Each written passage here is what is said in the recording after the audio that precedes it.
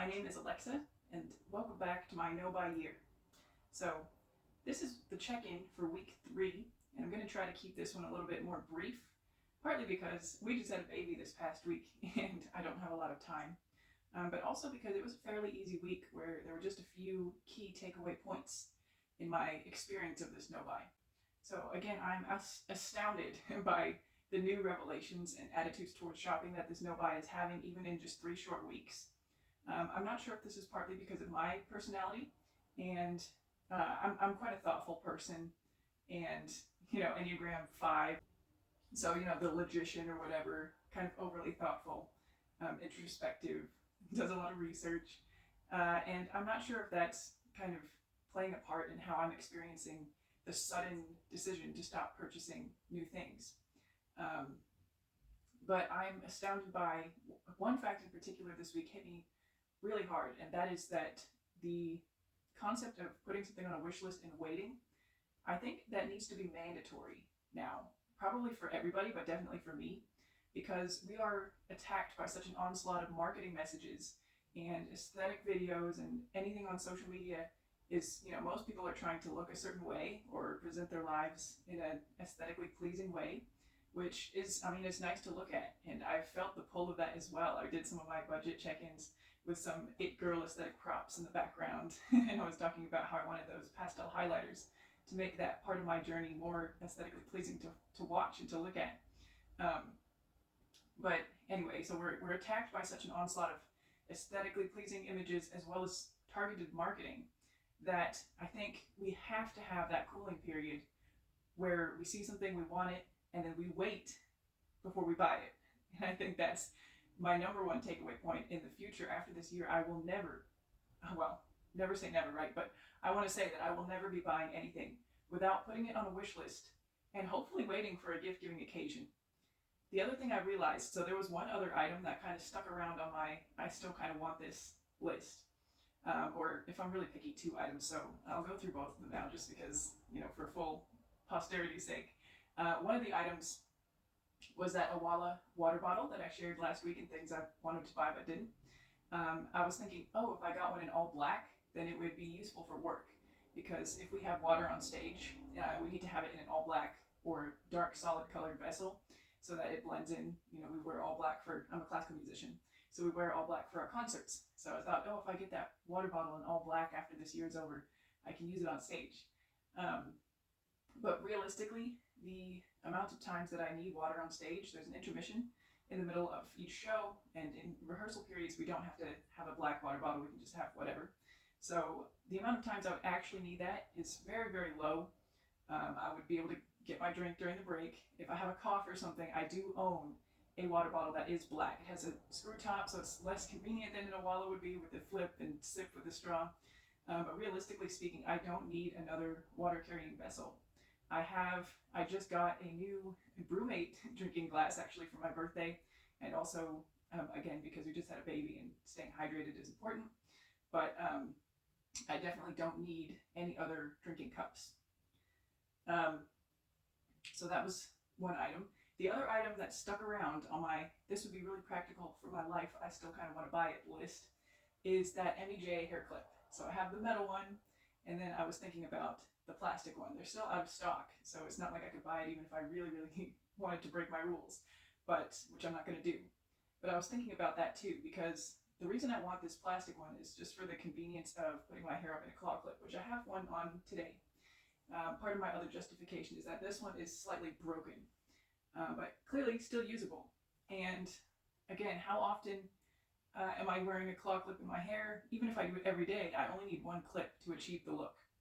And this broken one still functions. And if I throw it away, it's just going to sit in a landfill for who knows how long. It's plastic. The one I kind of want to buy is also plastic. This kind of brings me to my next point of something else that's helping me temper the desire to want things. And that is, I guess you could call it climate change or general environmental resource concerns. I'm sure many of you have seen the videos and social media posts out there about how the earth is getting hotter, and by 2050 or something, there's going to be serious problems, and people shouldn't have kids because there's not going to be any future. So there's definitely a lot of doom and gloom out there about resource depletion and climate change and overconsumption. And while I'm not sure how much of it is actually true and how much cause for alarm there is, and for my own climate anxiety's sake, I can't focus too much on those issues. However, I do see the sense in that overconsuming is not sustainable on a planet with finite resources. And if I don't need to be part of that problem, I shouldn't be a part of that problem. So I don't need another plastic piece to hold my hair up. In fact, before claw clips became as trendy, I just used hair ties, and I still have hair ties.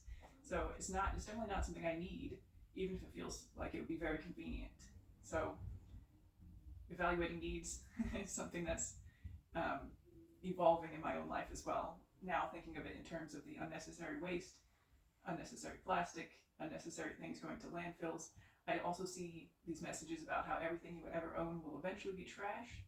I hope that's not true. I hope people, my kids or friends or, with things that I consider, I'm a classical musician, so my instrument hopefully will not be trash. It'll hopefully be passed on to be played by somebody else. Some things will hopefully be passed on, but I do see how the majority of things that most people own will eventually be trash. The only way to really mitigate that is at the source, not acquiring these things in the first place.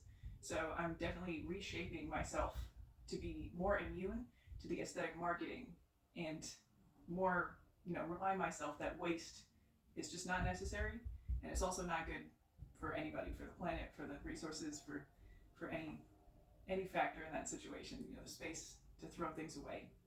So now that kind of brings me to my final points, I guess, which are my goals moving forward. So one of my goals for February specifically is to do 0 online orders. So in my no buy year, I'm obviously not purchasing anything that's not essential. So that's already taken care of. But I mean like things like groceries, things like subscriptions on Amazon where we've ordered diapers before. We're not going to be doing any of that in February, and we're going to see how it is. So the goal is to have no packages delivered to my door in February or March or beyond, but no online orders. I'm also going to update my budget tracker so that I have expenses listed. So I'm going to use like a calendar format, or I might draw one in my little notebook, and that way I can kind of write each day that we've spent on, say, groceries or gas or bills.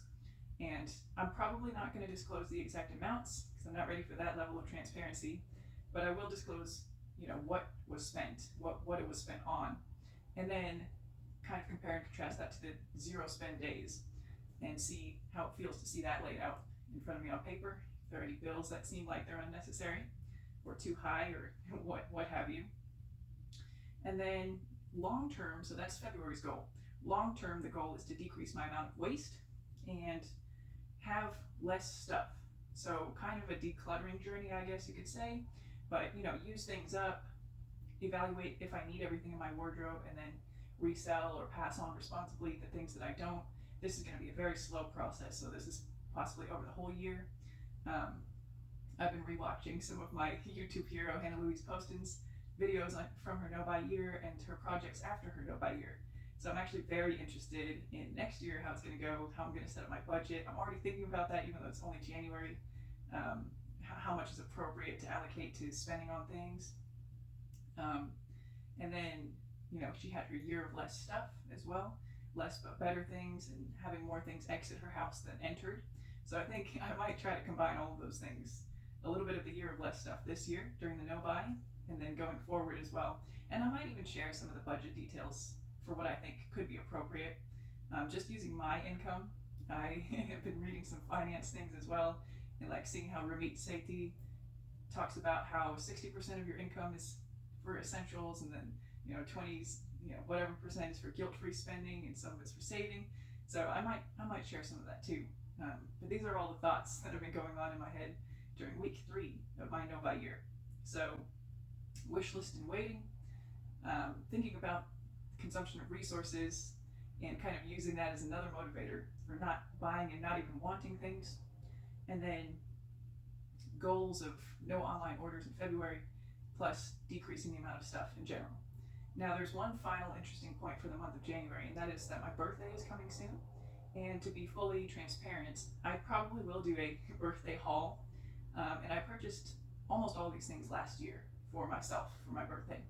So it's a lot. It's like, I would call it a gratuitous amount of things. And now that I've not been buying things for 3 weeks, it seems even more overconsumption, glaringly overconsumptive behavior, way more than any person needs. But I think I'm going to talk about that when I do the birthday haul. So if you're interested in that, subscribe, I guess, so you can see what I got mostly for myself, or my husband got these things based on what I was asking for my birthday. So if you want to see that, come back next week or at some point. My birthday is January 24th, and we'll have a chat about that too. Anyway, thank you so much for being here. I'm actually really humbled and surprised to, at this point in time, have 40 subscribers. So if you're subscribed and watching, thank you so much. Your support means a lot. The fact that there are people on this journey with me means a lot.